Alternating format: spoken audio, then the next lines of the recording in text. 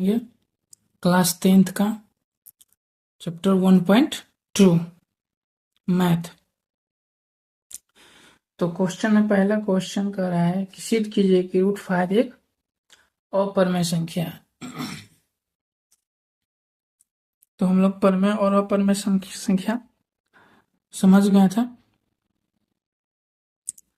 परमेय संख्या वो होता है जो p/q के रूप में होता है, जो p/q के रूप का होता है, वो होता है परमेय संख्या।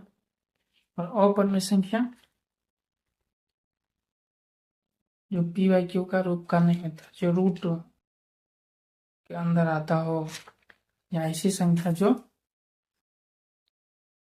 जिसको हम भाग करेंगे तो उसका शेष जो है वो 0 नहीं आता, ये सब होगा अपरमेय संख्या। तो क्वेश्चन में दिया हुआ है कि सिद्ध कीजिए कि √5 एक अपरमेय संख्या है। सिद्ध कीजिए कि √5 एक अपरमेय संख्या। तो अपरमेय को सिद्ध करने के लिए हमको क्या करना पड़ेगा? सबसे पहले हमको मानना पड़ेगा कि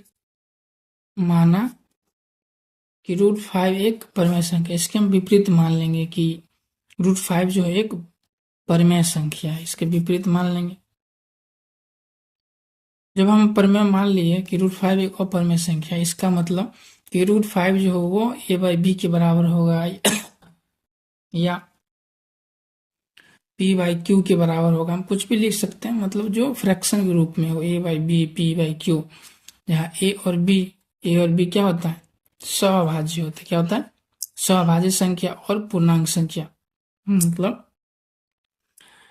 a और b अगर परमेय संख्या है, √5 अगर परमेय संख्या a/b के रूप में अगर हम इसको लिख सकते हैं, तो उसके लिए कंडीशन है कि a और b क्या है? सहभाज्य होना चाहिए और पूर्णांक भी होना चाहिए।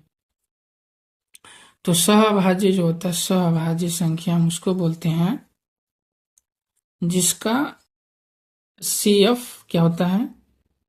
1 होता है। CF 1 होता है, मतलब उसका कोई भी एक के अलावा कोई भी गुणनखंड नहीं होता है।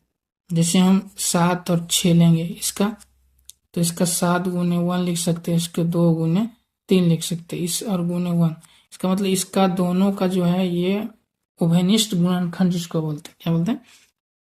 उभयनिष्ठ, मतलब दोनों में कॉमन बस एक ही है। इसका मतलब 7 और 6 जो है वो एक सहअभाज्य संख्या। क्या है? सहअभाज्य संख्या। तो लोग आशा है कि आप लोग समझ ही होंगे सहभाज्य संख्या क्या होता है। सहभाज्य को इंग्लिश में को प्राइम नंबर भी बोलते हैं। तो हम ये जब a और b के रूप में लिखते, तो a और b क्या है? एक सहभाज्य संख्या है और पूर्णांक भी होना चाहिए दोनों। तो हम ये पूर्णांक भी लिख दिया, पूर्णांक संख्या है। अब क्या करेंगे? दोनों तरफ वर्ग करने पर, वर्ग का मतलब था दोनों तरफ हम स्क्वायर करेंगे। तो दोनों को जब स्क्वायर करेंगे तो ये रूट स्क्वायर जब हटाएंगे तो हमारा रूट जो है वो हट जाएगा। क्या होता है? जब हम से रूट के अंदर 5 है और इधर है मान लीजिए कि x², दोनों तरफ जो स्क्वायर किया था, अब रूट का जब हम 5 हटाएं तो इसका मतलब ये होता है कि ये रूट का हटता कैसे है? तो √5 मल्टीप्लाई √5 दो बार का मतलब जब दोनों को गुना करेंगे तो रूट के अंदर 25 बराबर 5, इसका वर्गमूल जब निकालेंगे तो 5। इसीलिए आदमी स्क्वायर से सीधा रूट क्या जाता है? रूट से स्क्वायर से रूट कट जाता है। तो 5 और a² b²। अब हम क्या करेंगे? इस b को जो है वो इधर लेके आएंगे, b को इधर लेंगे, b² और 5 को इधर, तो b² बराबर a² बट्टे में 5। तो यहाँ आप देख रहे हैं कि 5 जो है वो a² को क्या कर रहा है? विभाजित कर रहा है, क्योंकि जब हम लिख दिए a² बट्टे में 5 आ गया, तो 5 आ गया, तो ये इसका मतलब ये इसको 5 जो है a² को विभाजित करेगा। तो जब ये विभाजित करेगा तो यहाँ क्या होगा? हम लिखेंगे क्योंकि 5 जो है वो a² को क्या कर रहा है? विभाजित कर रहा है। इसको समीकरण हम 1 मान लिए। a5 जो है a² को विभाजित करता है। क्या करता है? विभाजित, मतलब भाग लगाता है। इसीलिए 5 जो है वो को भी विभाजित करेगा। इसका मतलब है कि अगर हम क्या करेंगे, अगर हम मान लीजिए कि 25 है तो इसको हम क्या लिख सकते हैं, 5 गुने 5, मतलब था ना ए, हमारा जो है ए स्क्वायर बराबर में 5, ए स्क्वायर बराबर में 5 का मतलब इसको हम जब 5, इस 5 से 5 क्या होगा, कटेगा तो क्या बचेगा 5। तो जब 5 जो है जब ए स्क्वायर को काटेगा तो ए गुने ए बट्टे 5, मतलब ए की जगह तो 5, इसको भी 5, मतलब जब इसको जब 5 जो है वो जब 25 को काटेगा तो वो 5 को भी काटेगा, है ना। तो इसका यही मतलब है कि जब ए स्क्वायर जो है वो 5 से विभाजित है, इसका मतलब ए भी क्या होगा, 5 से विभाजित होगी। तो यही यहाँ लिखा हुआ, चूंकि 5 ए स्क्वायर को विभाजित करता है इसीलिए 5 जो है ए को भी विभाजित करेगा। तो हम उसके बाद क्या करेंगे, हम कोई भी ए के बराबर में हम कुछ भी मान लेंगे, 5k 5c 5d, जो मन है आपका मान सकते हो, क्योंकि यहाँ के जो है क्या है, नियतांक है। क्या है, नियतांक। के जो है वो माना हुआ बात है कि 5k, ए बराबर 5k। अब क्या करेंगे हम, समीकरण 1 से क्या करेंगे, समीकरण 1 में एक कहाँ है, यहाँ समीकरण 1 यहाँ बी स्क्वायर बराबर ए स्क्वायर की जगह हम क्या बैठाएंगे, ए स्क्वायर के ए के बराबर मानने में 5k, तो 5k बैठा दिया हमने, क्या बैठा दिया 5k। अब इसका स्क्वायर, नीचे में ये 5, जो ये वाला 5 था ये 5 आ गया। उसके बाद ये बी स्क्वायर और ये 5 के 2 बार गुना करेंगे तो 25 के स्क्वायर और ये 5 है वो। अब बी स्क्वायर, ये 5 से जब हम 25 को काटेंगे तो 5 और ये के स्क्वायर। अब बी स्क्वायर हम लाएंगे बी, ये वाला बी स्क्वायर और ये 5 जो मल्टीप्लाई में था इधर आ जाएगा डिवाइड में के स्क्वायर, तो के स्क्वायर बराबर बी स्क्वायर बट्टे में 5, बट्टे में क्या आ गया 5, बट्टे में 5, बी स्क्वायर बट्टे में 5 के स्क्वायर, इसको मान लेंगे समीकरण 2। अब क्या हुआ कि 5 जो है यहाँ जो 5 जो वो बी स्क्वायर को क्या कर रहे हैं, वो विभाजित कर रहे हैं, क्योंकि 5 जो है वो 5 बी स्क्वायर विभाजित कर रहा है, इसीलिए 5 बी को भी क्या करेगा, विभाजित करेगा। तो हम क्या देखें कि यहाँ जो बी है हमारा, बी को 5 विभाजित कर रहा है और ए को भी विभाजित 5 कर रहा है, तो ए और बी हमने क्या माना था, हमने माना था बी को 5 विभाजित कर रहा है और ए को भी 5 विभाजित कर रहा है। तो जब दोनों को 5 विभाजित कर रहा है इसका मतलब 5 जो है वो उभयनिष्ठ गुणनखंड है, भाग जब लग गए इसका मतलब वो, तो हम यहाँ लिखेंगे चूंकि ए बी में दोनों, ए और बी क्या लिखेंगे, ए और ए बी, या ए बी कुछ भी लिख सकते हैं, ए बी में दोनों, ए बी दोनों में 5 एक उभयनिष्ठ गुणनखंड है, उभयनिष्ठ गुणनखंड है। इसीलिए हमारी मानी गई बात जो ए बी सभाज्य संख्या है इसके उल्टा है। क्या है, हमने माना था कि ए और बी क्या है, सभाज्य संख्या है। क्या है, ए और बी सभाज्य संख्या है जिसका कोई भी उभयनिष्ठ गुणनखंड नहीं है, लेकिन हमारे विपरीत आ गया 5 एक 5 उभयनिष्ठ गुणनखंड निकल गया।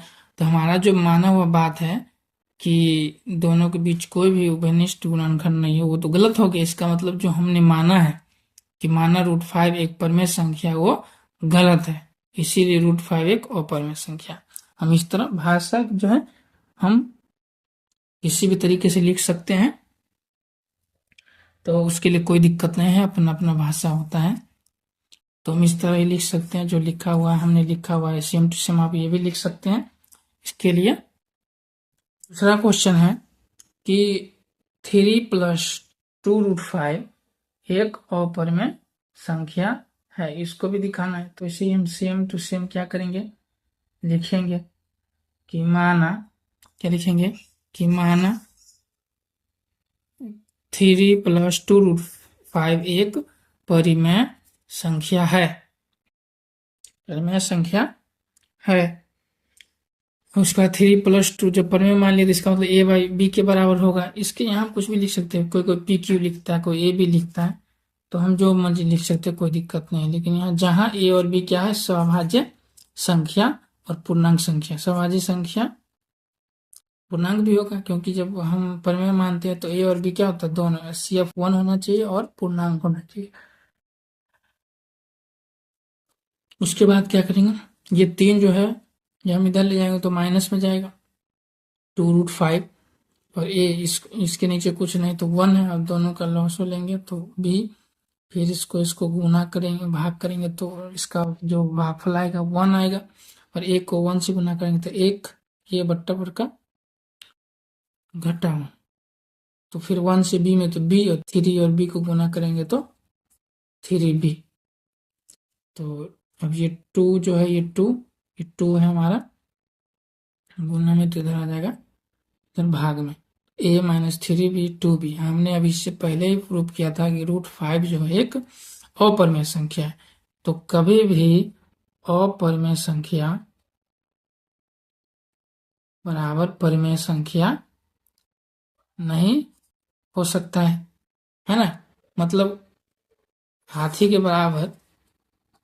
के बराबर आदमी होगा नहीं, है ना।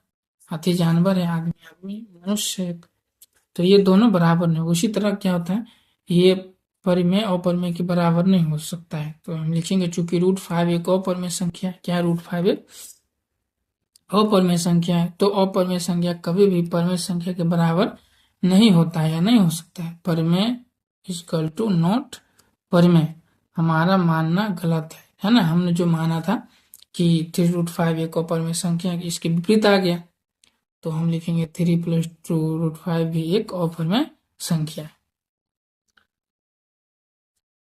इसी तरह तीसरा क्वेश्चन हम पढ़ेंगे, 1/√2 एक अपरिमेय संख्या। तो उसी तरह हम इसमें भी बनाएंगे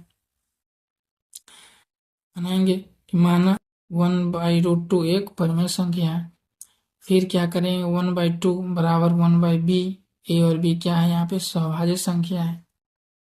b/a इसको क्या करेंगे, b को यहाँ ले जाएंगे और a को यहाँ, रूट इधर चला जाएगा, तो b/a बराबर √2। अब √2 जो है एक अपरिमेय संख्या है। √2 क्या है, √2 जो है एक अपरिमेय संख्या है। तो √2 जो परिमेय, तो अपरिमेय बराबर परिमेय होगा नहीं, इसका मतलब हमने जो माना है वो इसके विपरीत आ गया। तो लिखेंगे परिमेय संख्या बराबर में नहीं है, परिमेय संख्या के बराबर में, परिमेय संख्या के बराबर नहीं है, नहीं हो सकता है। इसीलिए हम लिखेंगे चूंकि अपरिमेय संख्या के बराबर नहीं हो सकता है, हमारी मानी गई बात क्या है, गलत है। जब गलत है तो लिख देंगे, इसीलिए √2 1/√2 एक अपरिमेय संख्या है। तो हम इस तरह जो भी रूट का अपरिमेय संख्या बोले निकालने के लिए तो हम आराम से निकाल सकते हैं। अगले क्वेश्चन की तरफ चलेंगे, 7√5 एक अपरिमेय संख्या, इसको प्रूव करना है। तो सेम टू सेम इसमें भी करेंगे। माना 7√5 एक परिमेय संख्या है। 7√5 बराबर a/b, जहाँ a b क्या है, सभाज्य पूर्णांक संख्या। √5 को यहाँ छोड़ेंगे और a/b, ये इसको हम क्या करेंगे, यहाँ से यहाँ ले आएंगे, तो a/7b हो जाएगा। और 5 हम देखे थे कि √5 क्या है, एक अपरिमेय संख्या है ना। तो अपरिमेय बराबर परिमेय होगा नहीं, तो हम अपरिमेय कभी भी परिमेय संख्या के बराबर नहीं होती है, तो अपरिमेय इक्वल टू नॉट परिमेय। तो हमारी मानी गई बात क्या है, वो हमारी मानी गई बात के विपरीत आया है। जब विपरीत आ गया तो इसका मतलब 7√5 एक अपरिमेय संख्या होगा। तो सिंपल सा है, इसमें ज्यादा कोई बात नहीं। भाषा का हम अपना कई तरीके से लिख सकते हैं, कोई इसमें। अब अगला है 6+2√2, 6+√2। तो हम इसमें वही करेंगे, इसमें मान लेंगे, है ना। माना कि 6 प्लस रूट 2 एक परिमेय संख्या है। तो ए बाई बी, यहाँ पे ए और बी क्या है? सभाज्य संख्या है। ठीक है, उसके बाद हम ये 6 जो है, ये 6 को हम इधर, ये 6 को हम क्या करेंगे, इधर लेके आएंगे।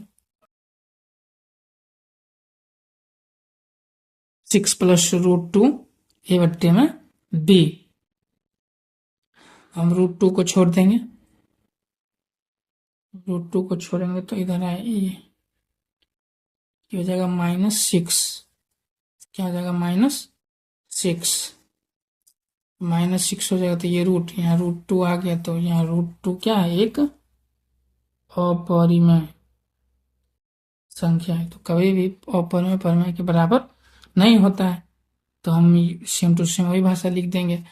अपरिमेय संख्या कभी भी परिमेय संख्या के बराबर नहीं होती है। इसीलिए हमारी मानी गई बात क्या है कि विपरीत है या गलत है कि रूट 6 प्लस रूट 2, और इसीलिए क्या होगा? 6 प्लस रूट 2 एक अपरिमेय संख्या है। तो भाषा हम कई तरीके से लिख सकते हैं, भाषा के लिए कोई दिक्कत नहीं है। ठीक है ना?